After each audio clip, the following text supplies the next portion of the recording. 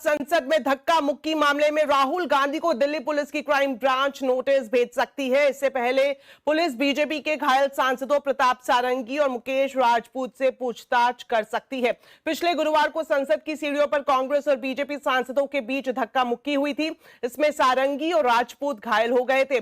उन्हें राम मनोहर लोहिया अस्पताल में भर्ती कराया गया था। प्रताप सारंगी ने आरोप ये लगाया था कि राहुल गांधी ने उन्हें धक्का मारा था। बाद में बीजेपी सांसद हेमांग जोशी ने संसद मार्ग थाने में इसकी रिपोर्ट दर्ज कराई थी। जांच का काम क्राइम ब्रांच को सौंपा जा चुका है। क्राइम ब्रांच ने घटना का सीसीटीवी फुटेज लेने की इजाजत लोकसभा स्पीकर ओम बिरला से ले ली है। खबर यह भी है कि पुलिस पहले घायल सांसदों से पूछताछ करेगी, फिर घटनास्थल पर सीन रिक्रिएट किया जा सकता है।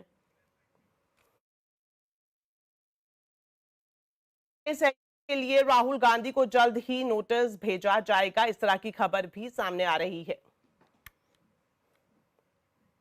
तो राहुल गांधी आज महाराष्ट्र के परभणी पहुंचे। परभणी में अंबेडकर स्मारक में तोड़फोड़ के बाद 10 से 16 दिसंबर के बीच हुई हिंसा में 2 अंबेडकरवादियों सोमनाथ सूर्यवंशी और विजय वाकोडे की मौत हो गई थी। राहुल गांधी ने मृतकों के परिवार से मुलाकात की। 10 दिसंबर को परभणी रेलवे स्टेशन के बाहर अंबेडकर स्मारक में एक युवक ने तोड़फोड़ की थी। पुलिस के मुताबिक वो मानसिक रूप से विक्षिप्त था, लेकिन इस घटना के विरोध में 11 सितंबर को परभणी बंद बुलाया गया था। बंद के दौरान गिरफ्तार किए गए सोमनाथ सूर्यवंशी की न्यायिक हिरासत में मौत हो गई थी। पुलिस ने हार्ट अटैक को मौत का कारण बताया, लेकिन इस मौत के विरोध में 16 सितंबर को फिर बंद बुलाया गया था, जिसमें विजय वाकोडे की हार्ट अटैक से मौत हो गई थी। परिजनों से मुलाकात के बाद राहुल गांधी ने कहा कि यह हिरासत में मौत के मामले हैं, उनका मर्डर किया गया है और मुख्यमंत्री ने इस मामले में झूठ बोला है। कस्टोडियल डेथ है। पुलिस ने इनकी हत्या की है और चीफ मिनिस्टर ने असेंबली में पुलिस वालों को मैसेज देने के लिए झूठ बोला है।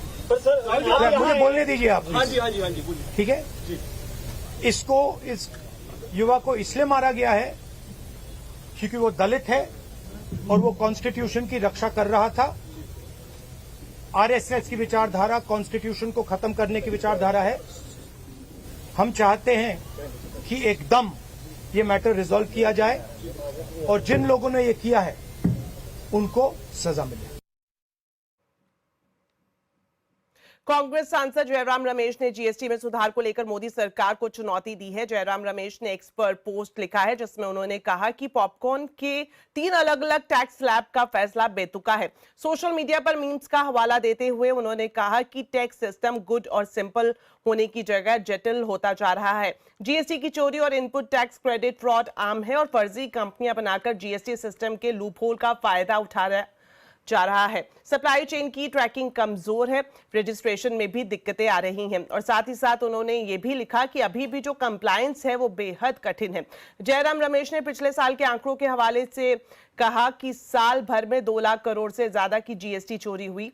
तो क्या सरकार जीएसटी में बड़े बदलाव करने और जीएसटी 2.0 शुरू करने की हिम्मत दिखाएगी?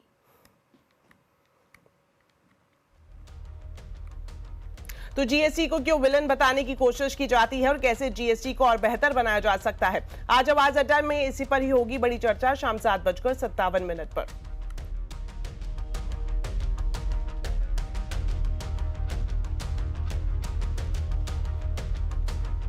चलिए अब जानते हैं बाजार का पूरा हाल। 5 दिनों की गिरावट के बाद बाजार में तेजी रही। सेंसेक्स निफ्टी बढ़त के साथ बंद हुए।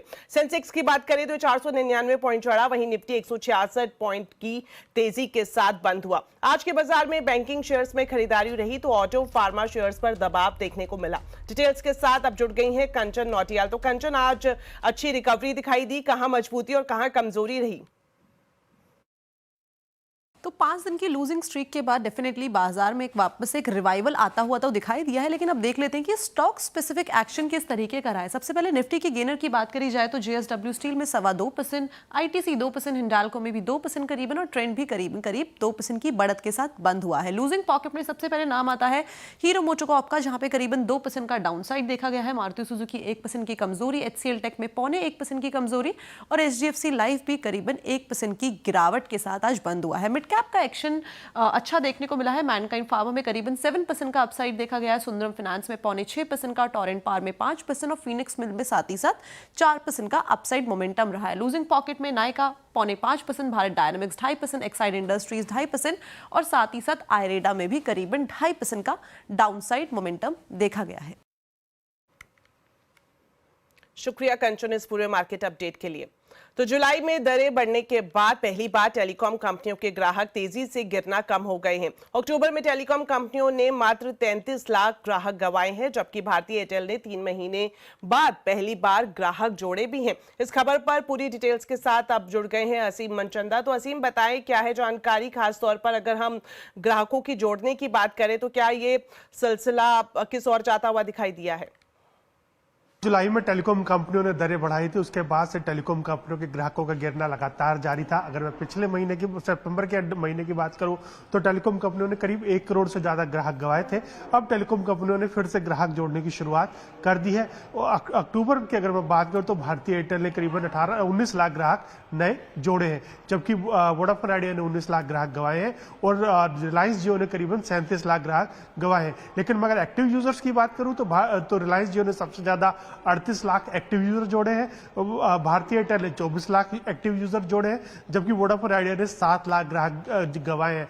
और खासतौर पर सरकारी कंपनी बीएसएनएल जो पहले काफी तेजी से ग्राहक जोड़ रही थी, अब उसमें भी काफी संख्या में काफी कमी आई है। अक्टूबर में बीएसएनएल ने सिर्फ 5 लाख के ग्राहक जोड़े हैं और आगे भी टेलीकॉम कंपनियों का ये स्टेटस जारी रहेगा। शुक्रिया असीम इस पूरी जानकारी के लिए। अब राजधानी दिल्ली वालों के लिए बड़ी खबर। दरअसल दिल्ली सरकार ने आज से 2 योजनाओं का रजिस्ट्रेशन शुरू कर दिया है। पहली महिला सम्मान योजना है, जिसके तहत 18 साल से ऊपर की महिलाओं को हर महीने फिलहाल 1000 रुपए मिलेंगे और अगर आप सरकार फिर से सत्ता में आती है तो ये रकम बढ़ाकर 2100 रुपए कर दी जाएगी। वहीं दूसरी योजना है संजीवनी योजना, जिसके तहत 7 साल से ऊपर के बुजुर्गों को सरकारी और निजी हॉस्पिटल में मुफ्त इलाज की सुविधा मिलेगी। दोनों योजनाओं का लाभ उठाने के लिए दिल्ली का वोटर कार्ड होना जरूरी है। आपको बता दें, आपके संयोजक अरविंद केजरीवाल ने खुद घर घर जाकर योजनाओं की पूरी प्रक्रिया बताई है। तो दिल्ली विधानसभा चुनाव से पहले दिल्ली में योजनाओं को लेकर सियासी दंगल भी शुरू हो गया है। दिल्ली की आम आदमी पार्टी सरकार के खिलाफ बीजेपी ने चार्जशीट जारी की है। एक तरफ दिल्ली सरकार ने महिला सम्मान योजना और संजीवनी योजना के लिए आज से रजिस्ट्रेशन शुरू किया, तो वहीं दूसरी तरफ बीजेपी ने दिल्ली 10 साल बेहाल को लेकर चार्जशीट जारी की है और आप पर भ्रष्टाचार और वादा खिलाफी के आरोप लगाए हैं।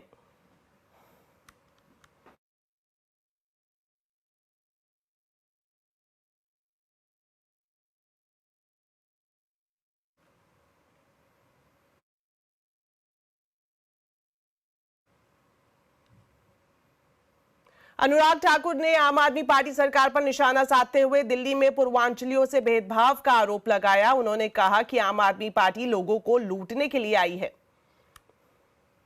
ये चार्जशीट, मैं यही कहूंगा, 10 साल में सिर्फ बवाल, दिल्ली की जनता हुई बेहाल, अराजकता कुशासन का रहा धमाल और केजरीवाल हुए मालामाल। और इसके अंदर जो दिखाया गया है बहुत विस्तार में बताता है कि टूटी सड़कें, प्रदूषण, भ्रष्टाचार के बनाए नए कीर्तिमान, बुजुर्गों महिलाओं का हुआ घोर अपमान, गुंडे दंगइयों देशद्रोहियों को दिया सम्मान। केजरीवाल फिर भी खुद को कह रहे महान। वहीं बीजेपी के आरोपों पर अरविंद केजरीवाल ने कहा कि दिल्ली की जनता के लिए बीजेपी ने कुछ भी नहीं किया है।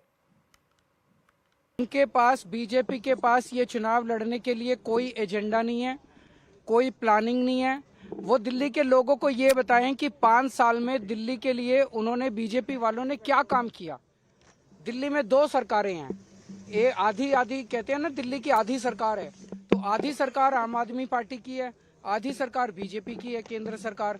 आम आदमी पार्टी की सरकार ने बिजली, पानी, महिलाओं का बस सफर, सड़कें, सीवर, काफी काम किए।